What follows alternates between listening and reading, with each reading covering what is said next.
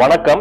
இன்னைக்கு என்ன நாள்னு பாத்தீங்கன்னா தெய்வ திரு சங்கர நாராயணன் அவர்களின் 40வது நினைவு நாளை முன்னிட்டு அவங்க குடும்பத்தார் திருமூலன் சார் மற்றும் அவங்க குடும்பத்தார் இன்று நமது ஐஸ்வர்யம் அறக்கட்டளை அனைத்து முதியோர்களுக்கும் முழுநீள உணவு வழங்கப்படுகிறார்கள்.